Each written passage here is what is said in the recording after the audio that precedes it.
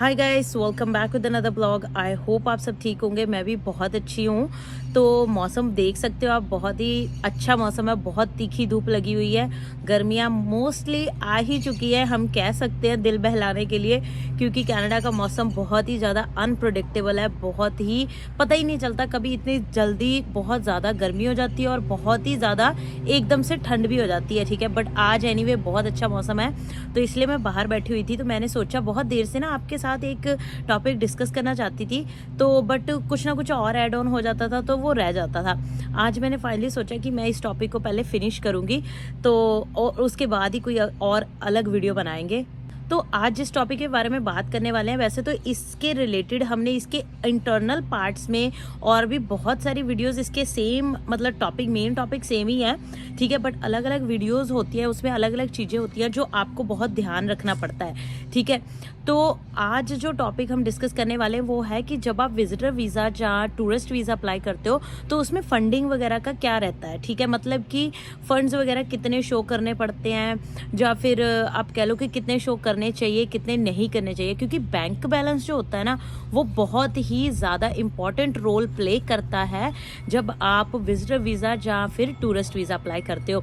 और दूसरी चीज़ दिमाग में ये भी आती है कि वो क्यों शो करना पड़ता है, मतलब why do you need to show whatever the amount is required, क्यों शो करना पड़ता है, उसके बारे में भी हम बात करेंगे आज की वीडियो में। तो वेस्टिंग एनी मोर टाइम, फटाफट से वीडियो को शुरू करते हैं। Let's go.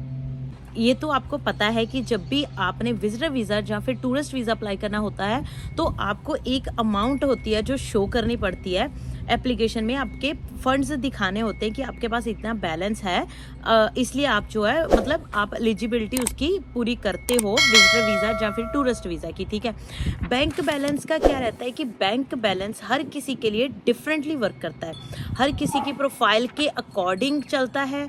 किसी को ज़्यादा शो करना पड़ता है, किसी का कम में भी काम चल जाता है। ठीक है, तो उसमें क्या रहता है कि कईयों में, लेट्स से अगर हम एग्जांपल लें, कईयों का क्या रहता है कि उनका तो अगर वो 3 लाख, मतलब इंडिया की बात कर रहे हैं, 3 से 4 लाख रुपए भी शो करें तो उनका वीज़ा लग जाता है। तो दूसरी तरफ कई लोग ऐसे भी होते हैं जो 10-10, 15-15 लाख रुपए भी शो करते हैं, बट उनका वीज़ा नहीं लगता है। वो कौन से रीज़न होते हैं कि इतने पैसे शो करने के बावजूद भी कई बार नहीं लगता, और इतने कम पैसे शो करने के बावजूद भी कई बार लग जाता है। ठीक है, और कम क्यों शो करने चाहिए, किसको कम शो करने चाहिए या फिर किसको ज़्यादा शो करने चाहिए, उसके बारे में भी बात करेंगे आज इस वीडियो में कंप्लीटली।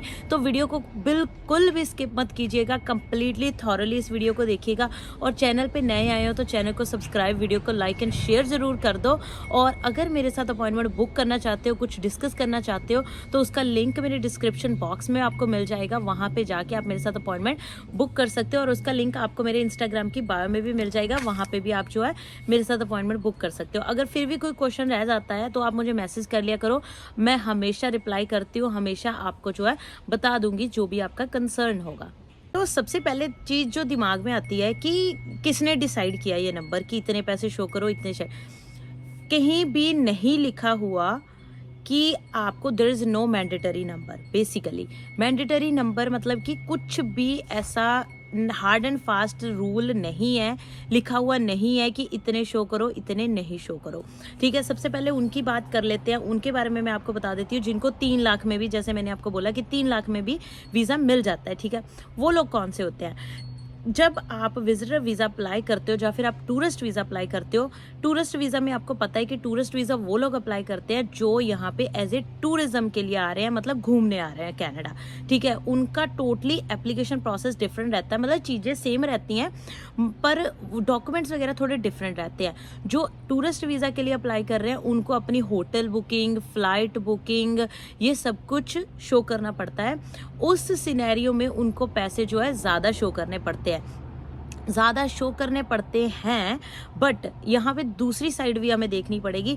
दूसरी साइड इसमें क्या होती है कि अगर आप कोई ऐसे पर्सन के लिए टूरिस्ट वीज़ा अप्लाई कर रहे हो जो ऑलरेडी बहुत सारी कंट्रीज़ में घूम चुका है, for instance USA, New Zealand, Australia, England, इन सब में से अगर वो बंदा, उसकी ट्रैवल हिस्ट्री है, ठीक है, अगर उसकी ट्रैवल हिस्ट्री है तो कनाडा की गवर्नमेंट का क्या रहता है कि वो इतना ज़्यादा फोकस नहीं करते पैसों पे।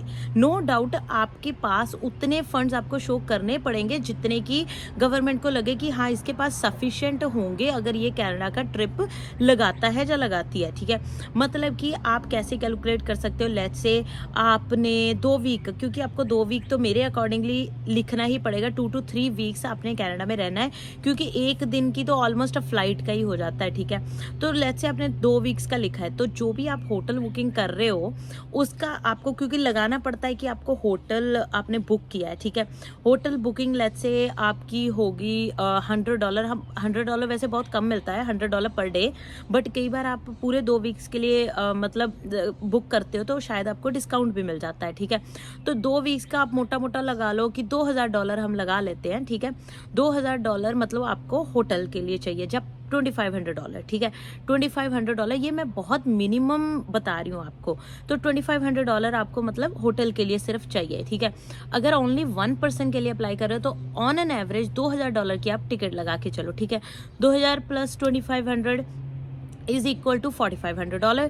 $4500 फिर उसके बाद आप यहाँ पे आओगे, खाओगे पियोगे भी, राइट, थोड़ा घूमोगे भी, उसका हम खाने पीने का एक दिन का अगर 3 मील्स का हम लगाएं तो $10 अगर पर मतलब एवरेज हम मील लगा ले, वैसे आता नहीं है आजकल $10 में कुछ भी, बट लेट्स से $20 हम लगा लेते हैं, तो $60 आपके जो है पर डे के मील के लग जाते हैं। तो 14 मल्टीप्लाई बाय 60 आप लगा लो अंदाजा, 2 वीक्स लगाए थे हमने, 14 डेज लगा लो, 2 वीक्स लगाए थे हमने, राइट। 14 तो मल्टीप्लाई बाय 60 हमारा हो गया $840, ठीक है। तो $840 को हम राउंड अप कर देते हैं, अगर लेट्स से $1000, तो पहले $4500 हुए थे, अब $1000 और एड ऑन हो गया, तो मतलब $5500 तो आपका सिर्फ आने का, रहने का और खाने का इसमें हुआ है, ठीक है। उसके बाद आपको कहीं घूमने जाना है, उसका एवरेज, अब वो आपने अपनी इनविटेशन लेटर मतलब कि आपकी स्पॉन्सर लेटर, जो भी आपकी कवरिंग लेटर थी, जो कि ट्रैवल मतलब टूरिस्ट वीज़ा में ट्रैवल की आपकी कवरिंग लेटर होगी, क्योंकि आपको कोई इनवाइट नहीं कर रहा, सो इनविटेशन लेटर नहीं है, sorry for that.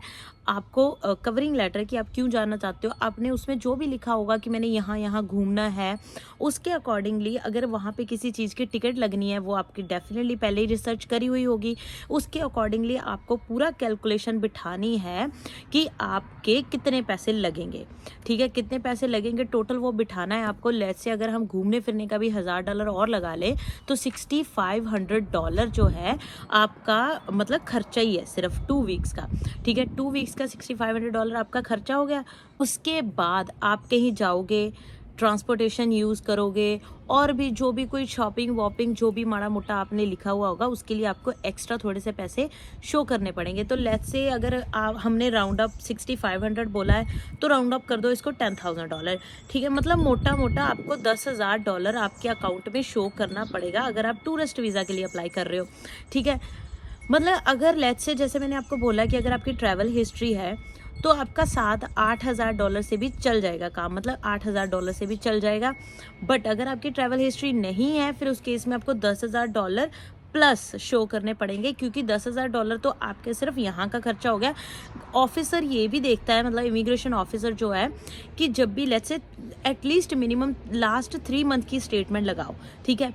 Let's say अगर अभी लास्ट 3 मंथ्स की स्टेटमेंट लगाई है कि आपने 3 महीने पहले $5,000 आपके अकाउंट में थे, मतलब मोटा मोटा 2.5 लाख रुपए इंडिया के वो थे, उसके बाद कुछ नहीं बढ़े, मतलब कहीं से सस्टेनेबल इनकम नहीं आ रही, एकदम से फिर जब मतलब 1 महीने बाद बढ़ गए थोड़े से 1 लाख रुपए और ऐड ऑन हो गए, तो वो चीज़ कई बार आपका काम खराब कर सकती है, क्योंकि उनको लगता है कि इसकी कोई मतलब सस्टेनेबल इनकम है ही नहीं, मतलब कुछ ऐड ऑन ही नहीं हो रहा है इसके अकाउंट में, राइट। तो वो चीज़ें भी आपको ध्यान रखनी है कि निकलता रहना चाहिए अमाउंट थोड़ा बहुत, और उसमें आता रहना चाहिए, ठीक है। ऐसे नहीं है कि एक बार में ही आपने 10 लाख या 5 लाख रुपए डाले और उसके बाद आपने 3 महीने रख के उसके बाद अप्लाई कर दिया, ऐसा नहीं है इस केस में भी, क्योंकि वो बहुत डीपली चेक करते हैं। अगर लेट्स से जैसे मैंने आपको बता दिया कि अगर आपका उसमें है मतलब ट्रैवल हिस्ट्री है, तो फिर वो इतना डीपली नहीं जाते क्योंकि उनको पता रहता है कि ये बंदा पहले भी यहाँ वहाँ जा चुका है, जो भी आपने मेंशन किया होगा, तो ये बंदे को सारी चीज़ें पता रहती है, ये अपना बैलेंस आउट कर लेगा जो भी है, ठीक है, जितना आपने पैसा शो किया है, तो उस चीज़ पे ज़्यादा फोकस नहीं करते हैं, ठीक है। अब ये तो आपको पता चल गया टूरिस्ट वीज़ा के लिए, और ये भी पता चल गया किसको ज़्यादा शो करने हैं, किसको कम शो करने हैं। अब विजिटर वीज़ा की दूसरी तरफ हम बात करें, उसमें कितने शो करिए, as I already told you, उसमें भी कुछ ऐसा पर्टिकुलरली नहीं है कि आपको इतने ही शो करने हैं, ठीक है। वो भी टोटली, वैसे तो मैंने आपको लास्ट वीडियो में भी ये बता रखा है, वो भी टोटली आपको डिपेंड करता है इनविटेशन लेटर क्या बोल रही है आपकी। इनविटेशन लेटर आप जिसको भी विजिट करने जा रहे हो, इसमें थोड़े से आपको कम पैसे शो करने पड़ेंगे क्योंकि इसमें आपका रहना और खाना पीना मील्स का एक्सपेंस नहीं आएगा, ठीक है। और टिकट्स की अगर हम बात करें, अगर आपने इन्विटेशन लेटर में लिख दिया या फिर आपने अपनी कवरिंग लेटर में लिख दिया कि आपका जो भी यहाँ पे आपको इन्वाइट कर रहा है वो आपको टिकट सेंड करेगा, और दूसरी साइड से आपके इन्वाइटी ने भी मेंशन कर दिया है कि मैं अपने पेरेंट्स को जहाँ अपने जिसको भी बुला रहा हूँ उसको टिकट मैं भेजूंगा, तो फिर उस केस में आपको जो है पैसे कम शो करने पड़ते हैं। मोटा मोटा आप लगा लो कि अगर एक बंदा मतलब अप्लाई कर रहा है टूरिस्ट वीज़ा में, हमने बोला था कि आपको एक बंदा अप्लाई कर रहा है तो टूरिस्ट वीज़ा के अकॉर्डिंग आपको $10,000 मैंने बताया आपको, ठीक है। इसमें अगर एक बंदा अप्लाई कर रहा है, सिनेरियो कि आपको जो इनवाइट कर रहा है वो बंदा आपकी जो एक्सपेंस कवर करेगा, देन आपका वही 10,000 से मतलब $5,000 भी, $6,000, अभी वही बात आ गई, 3 लाख रुपए भी इंडिया के होंगे, 3 से 4 लाख रुपए पर पर्सन होंगे, तो आपका काम बन जाता है, ठीक है। उसमें बहुत चीज़ें मैटर करती हैं, उसके लिए आप मेरी वीडियो पुरानी देख सकते हो, डॉक्यूमेंट कौन से होने चाहिए, क्या क्या होना चाहिए, वो उसमें जाके आप देख सकते हो। तो ये मोटा मोटा था कि मतलब आपको पैसे कितने शो करने चाहिए, कितने नहीं करने चाहिए। तो अगर 2 बंदे आप अप्लाई कर रहे हो उस सेम सिनेरियो में कि आपको जो बंदा यहाँ से इनवाइट कर रहा है उसके पास ही आपने रहना है, उसने ही आपका खाना पीना करना है, टिकट का ऐसा कुछ मैटर नहीं करता, ठीक है। एड्रेस होना चाहिए जिसके पास आपने जाके रहना है, उसकी इन्विटेशन लेटर पे भी और आपकी कवरिंग लेटर पे भी, दोनों साइडों में एड्रेस रहना चाहिए। फिर उस केस में अगर 2 बंदे अप्लाई कर रहे हैं तो जैसे एक के लिए 3 लाख था तो 2 के लिए 6 लाख अगर आप कर दो तो well and good, that's good enough, कुछ और शो करने की ज़रूरत नहीं है, ठीक है। तो ये थी फंड्स को लेके बात जो मैं आपके साथ डिस्कस करना चाहती थी, क्योंकि फंड्स बहुत ज़्यादा इंपॉर्टेंट रोल प्ले करते हैं, और इम्पॉर्टेंटली आपकी इनविटेशन लेटर और कवरिंग लेटर प्लस आपका जो है ट्रैवल हिस्ट्री, तो ये सारी चीज़ें मतलब ध्यान में आती हैं जब एक इमिग्रेशन ऑफिसर आपकी प्रोफाइल को असेस करता है। तो that's all for today, thank you so much guys for watching this video. अगर आपको शोर आ रहा होगा पीछे से तो I am really sorry for that, and बस आज के लिए इतना ही था। कोई भी क्वेश्चन हो तो मुझे कमेंट करके पूछ सकते हो, इंस्टाग्राम पे मैसेज कर लेना, I will happy to answer your all queries and questions.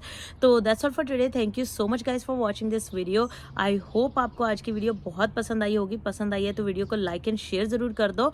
Bye bye, take care, मिलते हैं अगले ब्लॉग में अगली वीडियो के साथ, बाय बाय।